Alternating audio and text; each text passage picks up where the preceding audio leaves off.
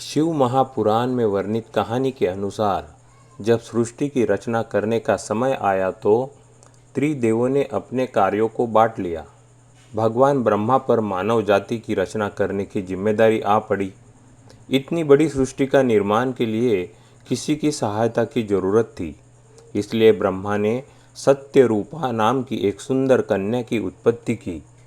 वो कन्या इतनी सुंदर थी कि कोई भी उसे देखकर मोहित हो जाता। उसके चेहरे पर इतना तेज था कि बड़े से बड़ा सन्यासी भी उसकी ओर आकर्षित हुए बिना नहीं रह सकता था। उसके रूप को देखकर ब्रह्मा खुद ही उस पर मोहित हो गए।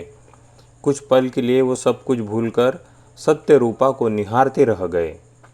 उनकी दृष्टि को भांपते हुए भगवान शिव को देर न लगी।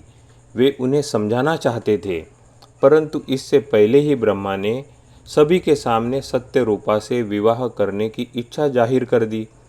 उनके मुख से ऐसी अनर्थपूर्ण बात सुनकर वहां उपस्थित सभी देवगण हैरान हो गए। वहीं दूसरी ओर भगवान शिव क्रोधित हो उठे। उन्होंने ब्रह्मा को समझाने का बहुत प्रयास किया, लेकिन वो मानने को तैयार ही नहीं थे। शिव ने कहा, हे देव, इस कन्या की रचना स्वयं आपने अपने हाथों से की है, इसलिए ये कन्या आपकी पुत्री समान है। सत्य रूपा आपका अंश है। आपको अपने पुत्री के लिए ऐसे अशोभनीय बात नहीं करनी चाहिए। और इसलिए क्रोधित शिव ने उन्हें यह कहते हुए शाप दिया कि दुनिया में कोई भी उनकी पूजा नहीं करेगा।